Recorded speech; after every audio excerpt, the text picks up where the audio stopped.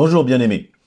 Et si nous parlions d'argent? C'est un thème que j'ai très peu souvent abordé tout au long de ces vidéos, ces exhortations de parole du jour.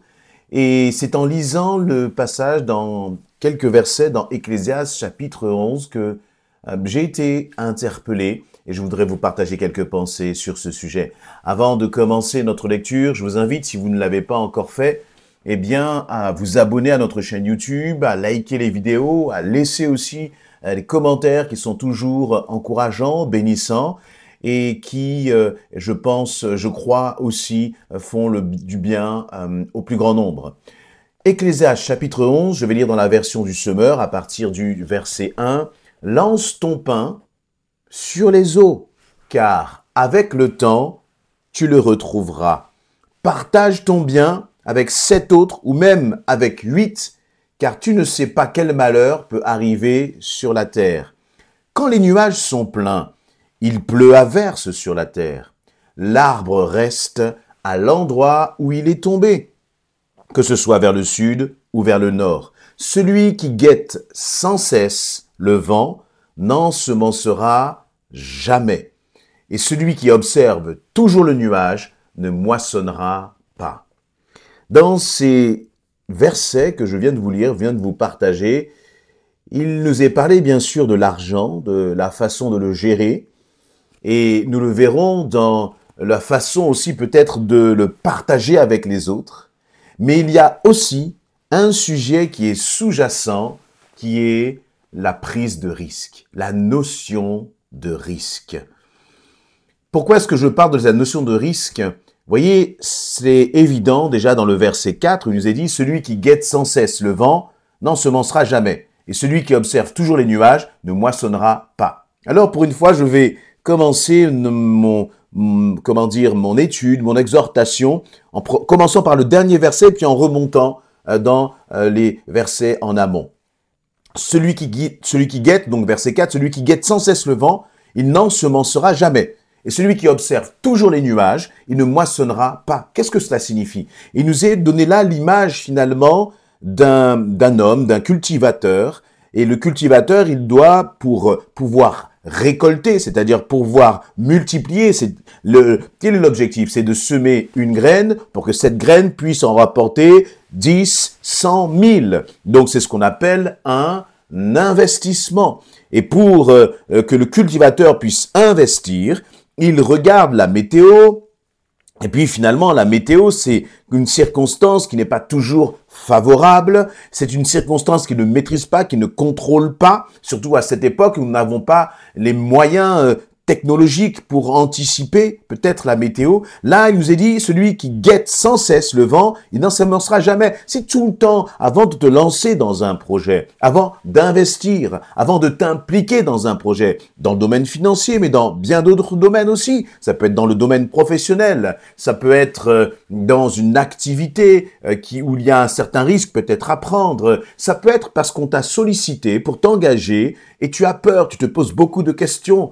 Et dans ces moments-là, nous cherchons toujours un temps favorable, les circonstances favorables. Et on a l'impression, comme l'expression le dit, que tant que toutes les planètes ne sont pas alignées, nous n'y allons pas parce que nous avons peur d'échouer. Et là, l'agriculteur, ce cultivateur, c'est un peu cela. Il nous est dit qu'il guette sans cesse le vent. Et tant qu'il guette sans cesse, mais s'il guette sans cesse, s'il passe son temps à guetter, à surveiller, à regarder, finalement, il ne passe jamais à l'action. On peut passer parfois beaucoup de temps à étudier un projet, et c'est bon. Voyez, la Bible nous demande justement d'avant de se lancer dans la construction de la tour, de se poser pour calculer la dépense, et c'est une bonne chose.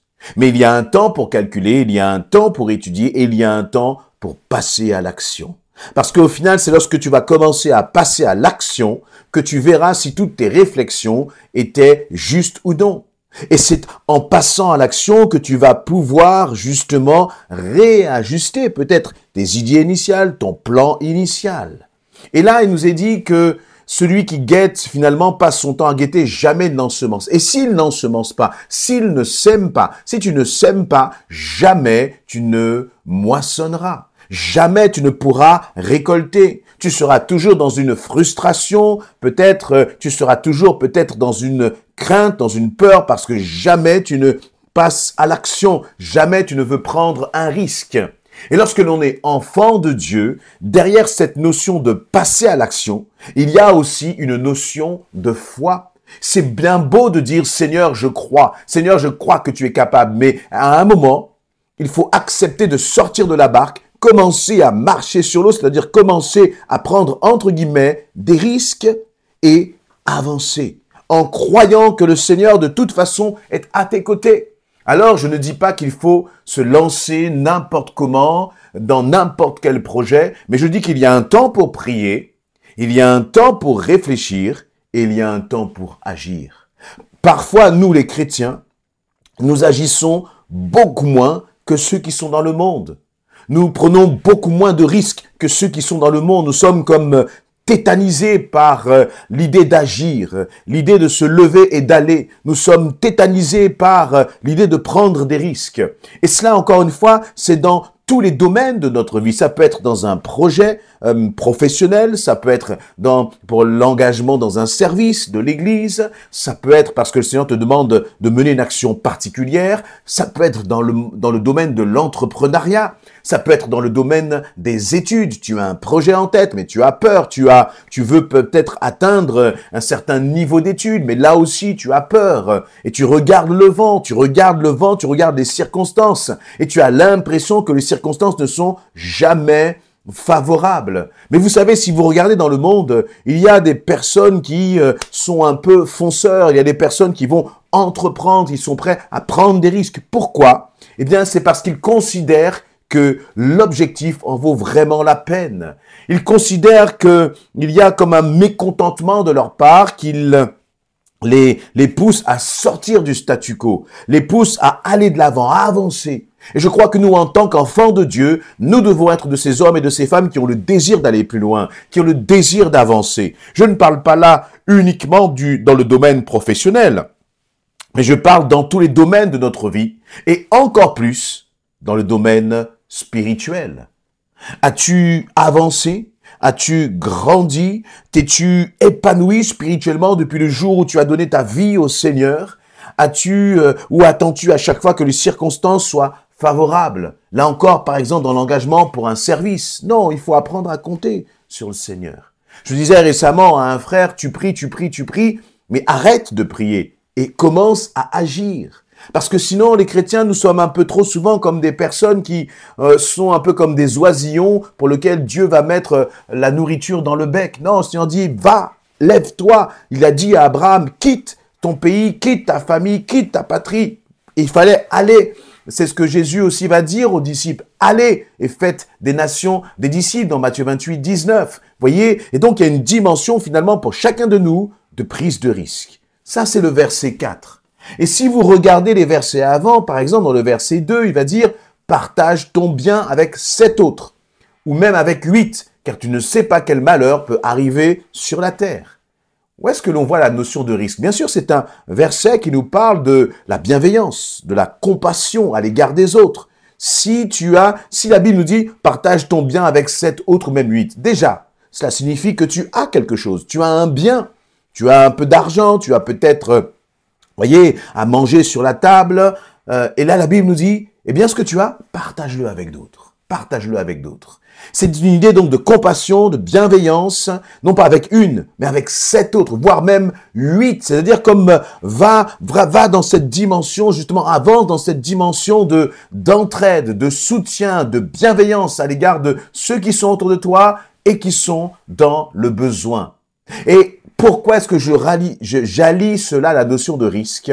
Eh bien, parce que ce que tu as, finalement, lorsque tu le partages, mathématiquement parlant, humainement parlant, eh bien, tu en auras moins. Si tu avais ton bien et puis tu partages avec 7 ou 8 autres, il y en a moins pour toi. Et en avoir moins pour toi dans des temps d'incertitude tels que nous pouvons vivre actuellement, aujourd'hui, peut-être dans la situation dans laquelle tu te trouves, tu as l'impression que tu vas prendre des risques. Si tu commences à prendre ton morceau de pain et le diviser en 2, en 3, en 4, en 5, et puis vous voyez, au début, c'est facile de diviser en 2. je prends et je donne une partie. Alors, c'est pas forcément deux parts égales d'ailleurs, c'est pas 50-50, mais c'est de dire, je garde 90 et je donne 10 pour celui qui a besoin. Ok, mais si on te dit, ok, mais il reste 90 pour toi. Sur les 90 qui restent, est-ce que tu peux pas prendre encore 10% et donner encore à bénir quelqu'un qui est autour de toi? Ok, Seigneur, je vais le faire. Et puis au fur et à mesure, finalement, plus tu donnes et plus tu vois ta part, la part qui te revient, se réduire. Et puis tu peux commencer à avoir peur, puis tu peux commencer à avoir des craintes, puis tu peux commencer à te poser des questions sur ton lendemain parce que tu as donné quand même pas mal, tu as donné voire beaucoup, 7, voire même à 8. Et c'est là où il y a comme une prise de risque. Et cette prise de risque, il dit, eh bien, finalement, c'est comme s'il dit, lorsque tu donnes, moi je vais multiplier. Parce qu'il dit, partage ton bien avec 7 autres ou même avec 8.